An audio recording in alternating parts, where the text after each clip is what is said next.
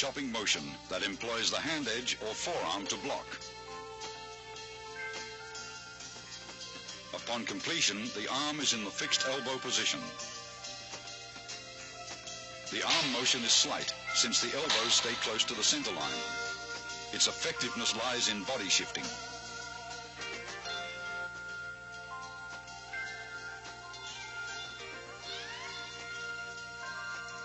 Gan Sao employs the forearm to block low-level and groin attacks by combining both the hinge action of your elbow and body shifting.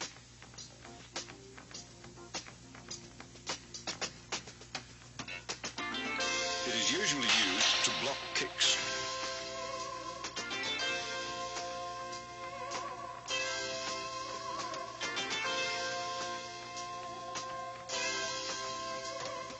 Bong Sao is unusual, since it deviates from the fixed elbow position.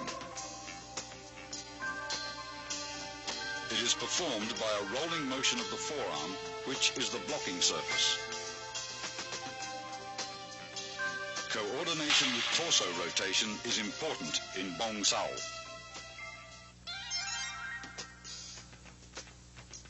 Wing Chun kicks, used for either harassment or closing the fighting gap, always supplement the hands with fast and low direct strikes to the groin, knees or shins. The front heel kick is delivered straight from the ground with a slight snapping action in the knee. Kick direct, but never higher than the midsection. A cross stomp kick uses the sole of the foot to break the opponent's balance, allowing for follow-up hand strikes.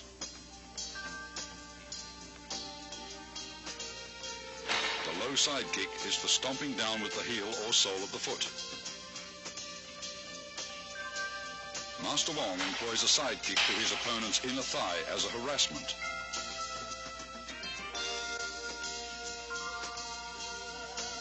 This is a cross stomp kick to side kick combination.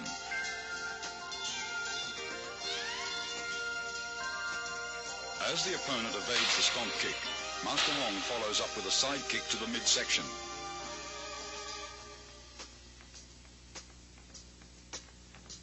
This is a front kick and leg trip combination.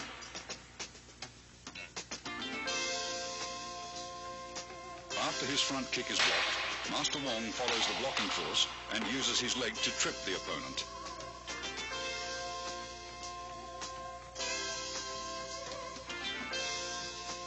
Wing Chun's basic stance is shoulder width or a bit wider. Knees are slightly bent. This natural fighting stance affords both stability and mobility. You should be coiled, ready to burst into an attacking or retreating opponent. Advances and withdrawals are performed by a short shuffling motion of the feet.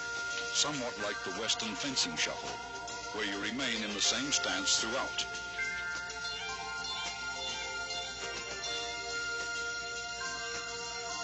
To advance, the front foot first steps forward about 6 inches, then the rear leg slides forward. To retreat, the rear leg steps backwards, then the front leg follows suit. When advancing, spring off the rear leg. When retreating, spring off the front leg.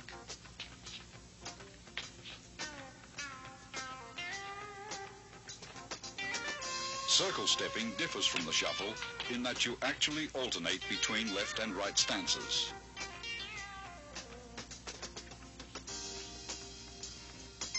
To advance, your rear foot slides forward using a circular motion, while the other foot slides up into a natural stance position.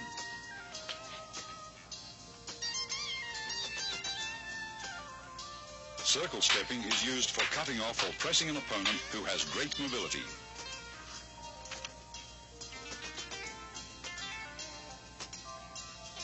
A wall bag filled with dried beans or sand is an essential training aid for developing power.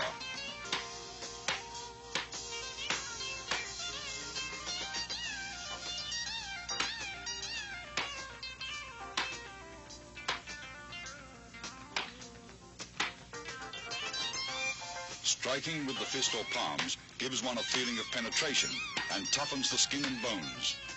Train slowly and gradually.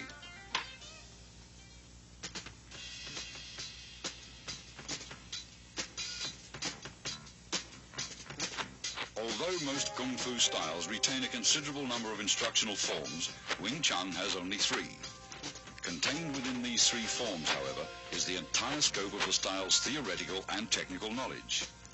The first form, which is being demonstrated here by Master Wong, is called Siu Nim Tao, or the Little Idea form. Most of these movements would seem so simple and lacking in either speed or power that a novice might well wonder what relationship, if at all, they bear to actual combat. Regardless of appearances, Siu Nim Tao is the foundation upon which the entire Wing Chun system was built. It includes most of the basic techniques discussed earlier: stance, shifting, blocks, punches, and finger strikes, as well as all the underlying scientific principles covering the center line, elbow positioning, and the 4 gates. Performed slowly from a stationary stance, it permits the student to learn hand coordination on either side of the body. Before attempting to practice this form, first study carefully and thoroughly the previous section on Wing Chun's basic theories. Total familiarity with these all-important principles will greatly accelerate your learning process. Once you feel you understand all the basic concepts, begin practicing the footwork patterns, blocks, kicks, and strikes, first separately, then in combinations until you can execute them naturally and without any conscious effort. Now you are ready to learn Siu Nim Tao. To perform Siu Nim Tao correctly, you should practice a few movements at a time over and over until you feel comfortable with each motion. Continue on to the next set of movements only when you've absorbed completely the movements of the previous set. After having learned all the movements, and in order to test your ability, try to run through the entire form in unison with Master Wong. If you succeed in accomplishing this without any hesitations or stops, proceed to the following sections on form applications. Remember, when practicing techniques with a partner, be careful not to injure him or her. Always exercise control.